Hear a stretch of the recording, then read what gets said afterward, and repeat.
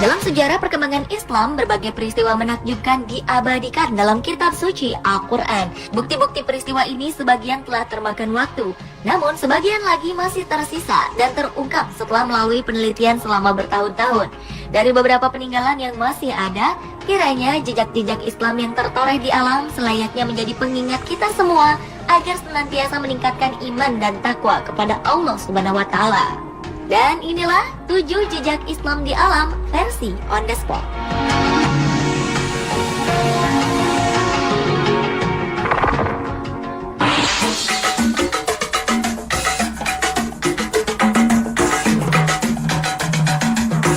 Zam-Zam. Sebagian besar umat muslim pasti tahu tentang mata air abadi ini. Zam-Zam merupakan sumur mata air yang terletak di kawasan Masjidil Haram sebelah tenggara Ka'bah. Mata air ini memiliki kedalaman 42 meter.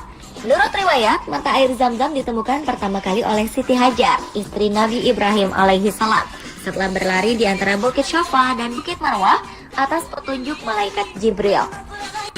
Ketika itu, putra Siti Hajar, Ismail alaihi salam, mengalami kehausan di tengah padang pasir, sedangkan persediaan air tidak ada. Saat perbekalan habis, Siti Hajar mencari bantuan. Ia meninggalkan bayinya di tanah yang sekarang menjadi sumur Zam-Zam. Ketika itu, Siti Hajar mendaki ke Bukit Syafa untuk mencari sumber air. Namun tak terlihat apapun di sini. Ia kemudian pindah ke bukit lainnya, yakni Bukit Marwah, untuk melihat ke tempat yang lebih luas.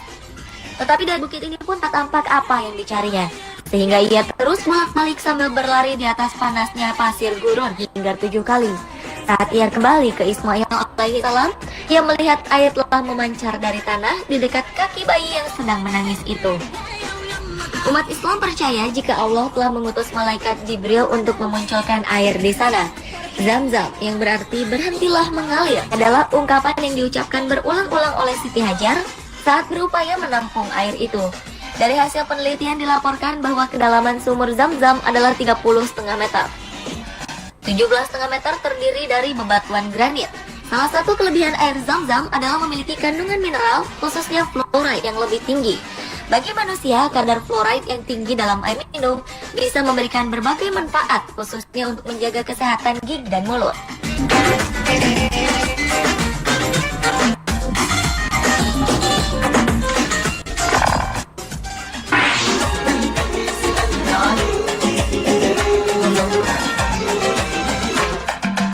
Selanjutnya adalah Gua Sur. Gua ini terletak di Bukit Sur, tepatnya di sebelah selatan Masjidil Haram sejauh 4 km.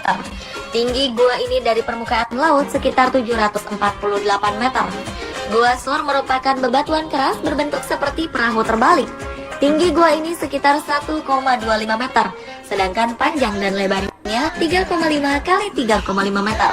Gua ini memiliki 2 pintu, satu pintu dari sebelah barat, tempat dahulu Rasulullah Shallallahu Alaihi Wasallam pernah memasukinya.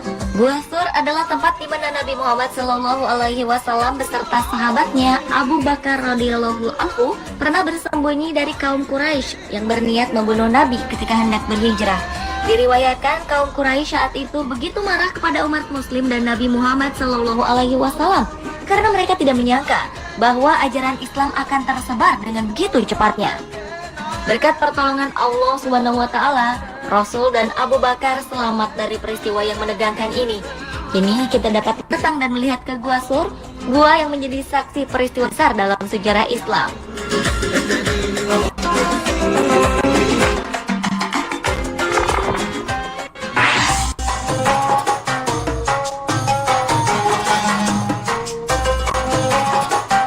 Cerita tentang Bahtera Nabi Nuh menjadi perbincangan di kalangan awam, arkeolog, dan sejarawan dunia.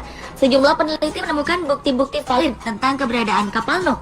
Melalui penelitian selama beratus-ratus tahun, salah satu situs yang dipercaya sebagai jejak peninggalan kapal tersebut terletak di pegunungan Ararat, Turki, berdekatan dengan perbatasan Iran. Diperkirakan, ukuran perahu itu memiliki luas 2.300 meter dengan panjang sekitar 152 meter, lebar 25 meter, dan tinggi 15 meter. Para peneliti ini pun berhasil masuk ke dalam bahtera ini dan mengambil foto dari beberapa spesimen. Spesimen yang mereka ambil berusia 4.800 tahun dan sangat cocok dengan apa yang digambarkan dalam sejarah. Dikisahkan dalam Al-Quran, Nabi telah berdakwah selama puluhan tahun. Tetapi umatnya tidak mau mengikuti ajarannya dan tetap menyembah berhala.